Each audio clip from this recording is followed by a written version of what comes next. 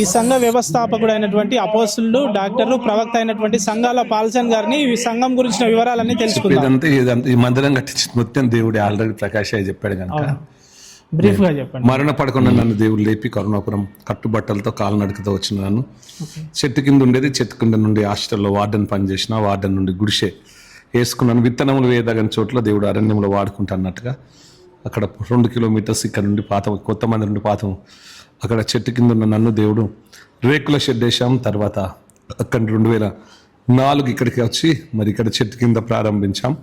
చెట్టు నుండి టెంట్లు వేసాం, టెంట్లను తడకలను రేకులు, గాలి దుమారం వచ్చి బాగా కొట్టుకొని వచ్చినప్పుడు నేను ఏం చేయాలో ప్రభాని మోకరించినప్పుడు ఆకాశం తెరవబడి కోట్లాది మంది దూతలు పరలోకం వచ్చి చీపులతో, బంగారు చీపులతో ఈ మందిరాన్ని శుభ్రం చేసి ప్రభు తన హస్తాలతో పరిశుద్ధపరిచి సుందరమైన మందిరం దర్శనం కట్టినట్టుగా దేవుడు నాకు చూపెట్టాడు. మరి అది ఏం చేయాలని ప్రభువుని అడిగినప్పుడు architect engineer Anil Kumar sir envision హైదరాబాద్లో సార్ దగ్గరికి వెళ్ళినప్పుడు ప్లాన్ ఇచ్చాడు. మరి దాన్ని బట్టి నేను భారం కలిగి కన్నీళ్లతో ప్రార్థించినప్పుడు దేవుడు ఈ చక్కటి గొప్ప మందిరాన్ని దేవుడు కట్టించినందుకు మరి దేవుని స్తోత్రం. మరి విదేశాల నుండి ప్రకాష్ అయ్య గారు చెప్పినట్టుగా ఈ మందిరం మనుషులు గారు కట్టించింది, దేవుడు కట్టించాడు. నేను ప్రార్థన మాత్రం చేసిన. మేము దేవుని కృప వలన వాలంటీర్స్ అందరూ, పబ్లిక్ అందరూ కలిసి సహకారంతో దేవుని కృప, దేవుని ప్రేమ, దేవుని యొక్క కాపుదలతో మందిరం కట్టించడం. God bless you. Thank you అండి. మీరు ఇంత లక్షలాది మందికి మీరు ఆశీర్వాదకరంగా ఇప్పటికే దేవుడు మిమ్మల్ని ఆశీర్వదించి నడిపిస్తుండు. ఇంకా మీ ఆరోగ్యం మంచిగా ఉండాలని మేము కూడా ప్రత్యేకంగా ప్రార్థనలో ఉంటాము. మమ్మల్ని ప్రార్థనతో బ్లెస్ చేసి పంపించండి. ప్రేమ కలిగిన దేవ, దయగల తండ్రి, కృపగల దేవ, మరి యూట్యూబ్ ఛానల్ దీవించు, బలమైన పరిశుద్ధాత్మతో నింపి అనేక దేవుని కార్యక్రమాలు, రక్షణ నశించిపోతున్న వారికి ఇలాంటి ప్రోగ్రామ్స్ అన్ని నిన్ను మయంపరచటకు నీ పనిముట్టుగా నీ బిడ్డను వాడుకొని ఈ ఛానల్ని దీవించు. చూసిన వారందరూ నీ వైపు తిరగానే ఆత్మతో నింపవడం, మంచి ఆరోగ్యం దయచి యేసునామమున కూర్చున్నాం తండ్రి, ఆమేన్. థ్యాంక్ యూ అండి. Praise Lord. మేము V9 ఇండియా టీవీ నుంచి వచ్చామండి, హైదరాబాద్ నుంచి వచ్చాము. ఇక చర్చి గొప్ప చర్చి అని మేము చర్చి గురించి కొన్ని విషయాలు తెలుసుకోవడానికి వచ్చాము. చర్చి ఎట్లా నిర్మించబడ్డది కొన్ని వివరాలు చెప్పండి మాకు. మొట్టమొదటిగా V9 ప్రేక్షకులందరికీ కూడా మరి క్రీస్తు జ్యోతి చర్చి తరపున మరి అందరికీ శుభములు తెలియచేస్తూ ఉన్నాను. మరి ఈ యొక్క క్రీస్తు జ్యోతి పరిచర్య అనేటువంటిది 1992 సంవత్సరంలో రెవరెండ్ డాక్టర్ సంఘాల పాల్సన్ రాజు గారు మరియు ఫాదర్ విజయ్ కుమార్ గారు మరి స్థాపించడం జరిగింది.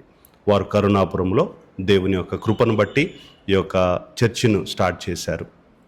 నేను కూడా వారికి ఫ్రెండ్గా ఉన్నాను. నా పేరు డాక్టర్ జయప్రకాష్. నేను క్రీస్తు జ్యోతి మందిరం యొక్క డైరెక్టర్గా ఉన్నాను.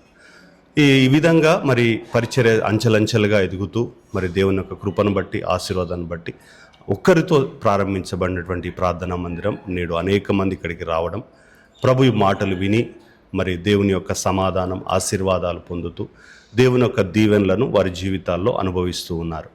ఆ విధంగా మరి చాలామంది ఉండడం వలన ఒక షెడ్లో మరి ప్రార్థన జరుగుతూ ఉన్నది. కానీ పాల్సనయ్య గారికి ఒక మంచి మందిరం కట్టాలని చాలా ఆశ ఉండేది ఎన్నో సంవత్సరాల నుంచి. నాతో దాదాపుగా 2000 సంవత్సరం నుంచి కూడా నాతో పంచుకునేవారు, ఒక మంచి మందిరం ఉండాలి, మరి ఆ ప్రజలందరూ కూడా దేవుణ్ణి ఆరాధించడానికని చెప్పేవారు. ఆ విధంగా మరి చెప్తూ ఉన్నటువంటి సందర్భంలో ఒకానొక 2024 సంవత్సరంలో బాగా ఆశ వారికి ఉంది. ఆ సందర్భంలో ప్రార్థన చేస్తున్నప్పుడు దేవుడు మంచి మందిరం కట్టబడినట్టుగా ఈ స్థలంలో చూపెట్టారు. అప్పటి నుంచి చాలామందికి చెప్తా ఉన్నారు, ఈ స్థలంలో మంచి మందిరం కడతా ఉన్నామని. కొంత సమయం గడిచిపోతూ ఉన్న కొలది అందరు అన్నారు కదా, మీరు చెప్తా ఉన్నారు కానీ కట్టట్లేదు అంటే దేవుని యొక్క సమయము ఉంటుంది అని చెప్పేవారు. ఆ విధంగా 2016 సంవత్సరం జూన్ 11వ తారీఖు నాడు ఈ మందిరానికి పునాది వేయడం జరిగింది. మరి ఈ యొక్క పునాది వేసేటప్పుడు కూడా మరి యెరూషలేము నుంచి తేబడినటువంటి రాళ్లను కానీ, తర్వాత సుగంధ ద్రవ్యాలు, తర్వాత అక్కడి నుంచి తేబడినటువంటి ఒలివ నూనె, నీళ్లు, మట్టి తీసుకొని వచ్చి అక్కడ పునాది తీసి ఆ పునాదిలో వేయడం జరిగింది. ఆ పునాది కూడా యేసుక్రీస్తు పునాది అని చెక్కబడినటువంటి రాయి మీద పునాది వేయడం జరిగింది. ఆ ఆ రీతిగా మరి పునాది వేసిన తర్వాత కట్టబడుతున్నప్పుడు మొదట అనుకున్నటువంటి రీతిలో మోడర్న్ చర్చిగా ఉన్నటువంటి చర్చిని లేదు చర్చిలాగా ఉండాలి, ఇంకా చాలా డిజైన్స్ మార్చాలని చెప్పేసి కొన్ని డిజైన్స్ మెయిన్ డిజైన్ కాకుండా దీనికి వచ్చేటువంటి ఎస్థెటిక్స్ అన్నీ కూడా మార్చడం జరిగింది. ఆ విధంగా దీనికి ప్రత్యేకత ఈ మందిరానికి ఉన్నటువంటిది ఏంటిదనంటే అమెరికా నుంచి తేబడినటువంటి అల్యూమినియం డూమ్, అది చాలా లైట్గా ఉంటుంది, రౌండ్గా ఉంటుంది కాబట్టి దాని ప్రత్యేకత. మరి చర్చ్ అంటే మనకు కావాల్సింది దేవుని మాటలు వినడం ఉంటుంది, పాటలు పాడేది ఉంటుంది కనుక సౌండ్ సిస్టమ్ అనేది చాలా ప్రాముఖ్యం. ఎలాంటి రీసౌండ్ రాకుండా మరి మందిరం అంతా కూడా అకోస్టిక్స్ చేయబడింది, హిమాలయన్ కంపెనీ మరి వుడ్వుల్ బోర్డ్స్ తోటి. తర్వాత సౌండ్ సిస్టమ్ అనేది ఫ్రాన్స్ నుంచి తీసుకొని రావడం జరిగింది, నెక్సో సౌండ్ సిస్టము, ఎందుకంటే ప్రజలకు మంచి వాయిస్ వినపడాలని చెప్పి. తర్వాత స్టేజ్ మీద మరి ప్రత్యేకమైనటువంటి తెల్ల బండ ఉండాలని చెప్పి ఇటాలియన్ మార్బుల్ వియత్నాం నుండి తీసుకోవడం రావడం జరిగింది. తర్వాత స్టేజ్కి ఉన్నటువంటి గ్రిల్స్, మరి దాని గ్రిల్స్ కానీ మరి 4 వైపులా ఉన్నటువంటి బ్రాస్ ఆర్టికల్స్ కానీ ఇవన్నీ కూడా ఆర్టిస్టిక్స్ వాళ్ళ నుంచి ప్రత్యేకంగా చేయించడం జరిగింది. మొదట మనకు ఎంట్రన్స్లోనే దీపస్తంభం ఉంటుంది, తర్వాత మనకు ఈస్ట్ సైడ్ వచ్చేసి బైబిలు మరి ప్రార్థించే చేతులు ఉంటాయి. తర్వాత ఇటు మనకు వెస్ట్ సైడ్ వచ్చేసి మనకు అక్కడ యేసుక్రీస్తు ప్రభు భరించిన ముండ్ల కిరీటము, యేసు ప్రభు ఇచ్చినటువంటి ఆ రొట్టె, ఆ ద్రాక్షరస పాత్ర ఉంటుంది. ఇటు మళ్ళీ మనకు నార్త్ సైడ్ వచ్చేసినప్పుడు ఒలివ చెట్టు ఉంటుంది. ఒలివ చెట్టు అనేది ప్రాముఖ్యం. ఈ మందిరంలో కూడా 1600 సంవత్సరాల ఒలివ చెట్టు మనం ఎంట్రన్స్లోనే చూడగలం. చాలా చుట్టూ కూడా మరి మంచి లాన్స్, ఎందుకంటే చర్చ్ అనగానే మనం ఏదో 4 గోడలు ఉంటాయి, వెళ్తాం వస్తూ ఉంటాం, అట్లా కాదు. ప్రజలు ఇక్కడికి వచ్చి వారు ప్రశాంతంగా మరి ప్రభువును ఆరాధించడానికి, ప్రార్థించుకోవడానికి మరి అలాంటి మంచి లాన్స్ను డెవలప్ చేసాం, చెట్లు పెట్టాం. 4 టవర్స్ ఉంటాయి 4 వైపులా. మనకు మోజెస్ టవర్ ఉంటుంది, తర్వాత దావీదు గోపురము, తర్వాత పేతురు గోపురము. మరి ఈ యొక్క పరిచర్య పాల్సనయ్య గారు ప్రారంభించారు కనుక మరి పాల్సనయ్య గారి పేరు మీద పాల్ టవర్ అని దీనికి నామకరణం చేయడం జరిగింది. ఆ విధంగా ఈ యొక్క డిజైన్ అంతా కూడా సిమెట్రికల్ డిజైన్, అంటే 4 వైపులా ఒకే రీతిగా మనకు కనబడుతూ ఉంటుంది.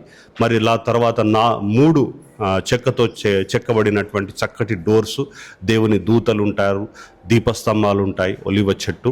ఆ విధంగా మందిరంలోనికి మనం ఎంట్రన్స్ అయిన తర్వాత చక్కటి బాల్కనీలు ఉంటుంది. మరి ప్రజలు పైకి వెళ్ళడానికి కూడా 4 వైపుల నుంచి వాళ్ళు ఈజీగా బయట నుంచే వెళ్ళిపోవచ్చు. విశాలమైనటువంటి కారిడార్లో మనం తిరిగినప్పుడు యేసుక్రీస్తు ప్రభు యెరూషలేములో ఉన్నటువంటి స్థలాలు, పుట్టి పెరిగి పరిచర్య చేసి సిలువలో మరణించి పునరుత్థానుడైనటువంటి ప్రతి స్థలమును మరి చక్కటి స్టెయిన్డ్ గ్లాస్, కేరళ నుంచి తెప్పించబడినటువంటి చక్కటి స్టెయిన్డ్ గ్లాస్లో దాన్ని డిజైన్స్ మేము పెట్టాం.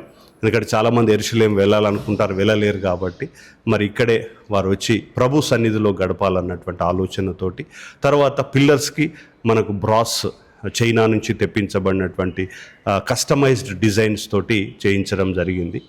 తర్వాత మనకు మందిరంలో మరి ఆ బండ హోసూర్ నుంచి తేయడం జరిగింది. ఆ బండలో వేసినటువంటి డిజైన్స్ రాజస్థాన్ నుంచి తేబడినటువంటి కళాకారులు దాంట్లో పొదిగి దాన్ని డిజైన్ చేశారు. తర్వాత ఈ విధంగా మరి మందిరంలో కూర్చోవడానికి చక్కటి టేక్ కర్రలతో చేయబడినటువంటి బెంచెస్ను వేయడం జరిగింది. మరి చక్కటి విండోస్ కేరళ నుంచి తీసుకొని రావడం జరిగింది. ఈ విధంగా మరి మందిరంలో ప్రతి వస్తువు కూడా మరి ఎంతో జాగ్రత్తగా నైపుణ్యతతో మరి ప్రభు ప్రేరణతో చేయడం జరిగింది. అదేవిధంగా మనం ఎంట్రన్స్లోనే కనుక చూస్తే ఎంట్రన్స్లో ఇటుకలతో చేయబడిన రెక్కల్లాగా కనబడేటువంటి ఇటుకలు, అంటే ప్రభు సన్నిధికి వచ్చేటువంటి వారిని ఆహ్వానించేటువంటి విధంగా.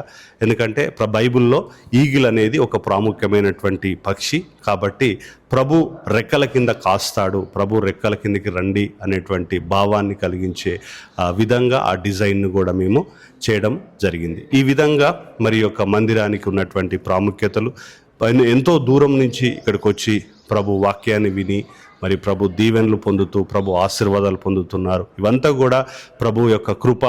మరి ముఖ్యంగా రెవరెండ్ డాక్టర్ సంఘాల పాల్సన్ రాజు గారు యొక్క ప్రేరణ, వారి పట్టుదల, వారి ఆశ. ఎందుకంటే వారికి ఎంతో పట్టుదల, మంచి మందిరం కట్టాలని ఎంతో ఆశ. మరి ఎంతో 7 సంవత్సరాలు వారు రాత్రింబగళ్ళు నిద్రపోకుండా ఈ మందిరం కొరకు కష్టపడ్డారు. ఈ యొక్క మందిరం యొక్క విశిష్టత, ఇంకొకటి మనం చెప్పుకోవాల్సినటువంటి విశిష్టత ఏంటంటే ఈ మందిరం కొరకు పాల్సనయ్య గారు, వాలంటీర్సు, ప్రార్థనకు వచ్చేవారు మరి మందిరం కొరకు ఇటుకలు తయారు చేసి ఈ మందిరం కొరకు వారే పని చేయడం జరిగింది. ఇది వారు పనిచేసి వారు కాంట్రిబ్యూషన్స్ చేశారు. ఈ విధంగా మరి మందిరం కొరకు వాళ్ళు ఎంతో కష్టపడి మందిరం కట్టుకున్నారు కాబట్టే ఈరోజు అందరం మరి సంతోషంగా ఆనందించగలుగుతున్నాం. మరి ఇంత చక్కటి మందిరాన్ని కట్టడం జరగడం ద్వారా మరి అమెరికాలో పాల్సనయ్య గారికి మరి సెనేట్లో కాంగ్రిగేషనల్ రికార్డ్ ఇవ్వడం జరిగింది వారికి. తర్వాత డానీ డేవిస్ అవార్డు ఇవ్వడం జరిగింది. మరి లండన్లో కూడా వారికి మరి international excellence award, world book of records వాళ్ళు ఇవ్వడం జరిగింది. ఈ విధంగా ఇవన్నీ మరి మా శక్తి సామర్థ్యాలు కాదు, ఇవన్నీ వస్తాయని మేము అనుకోలేదు, రావాలని కూడా చేయలేదు. కానీ అంతా ప్రభు యొక్క కృప, ఆ ప్రభు ఇచ్చినటువంటి శక్తి ద్వారా మరి ఇవన్నీ చేయగలిగాం. ఆ దేవునికే సమస్త మహిమ కలుగునుగాక. ఇది కెపాసిటీ ఎంతమంది కూర్చోవచ్చు అండి ఇలా ఒకటే సిట్టింగ్లో?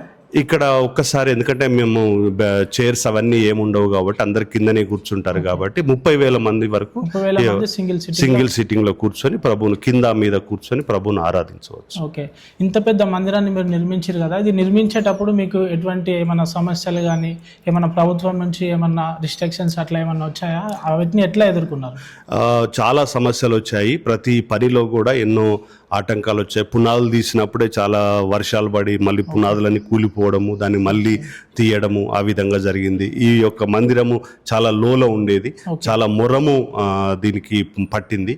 కాబట్టి ఆ మొరాన్ని తీసుకొని వస్తున్నప్పుడు కొంతమంది పడనటువంటి వారు మేము మొరాన్ని అమ్ముకుంటున్నామని చెప్పేసి మా మీద తప్పుడు కేసు ఇన్ఫర్మేషన్స్ ఇవ్వడం ద్వారా కొంచెం అధికారులు మొదట్లో ఆటంకపరిచారు. కానీ తర్వాత అంతా క్లారిఫై చేసుకున్న తర్వాత మేము మినిస్టర్ గారి దగ్గరికి వెళ్ళాం. అప్పుడు మినిస్టర్ గారు, డిప్యూటీ సీఎం గారు కడియం శ్రీహరి గారు ఉన్నారు.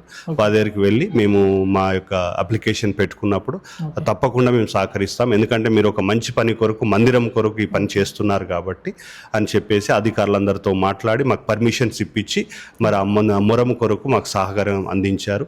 తర్వాత మాకు మరి ఈ యొక్క మందిరం కట్టేటప్పుడు డబ్బుల విషయంలో కూడా చాలాసార్లు ఇబ్బందులు కలిగాయి.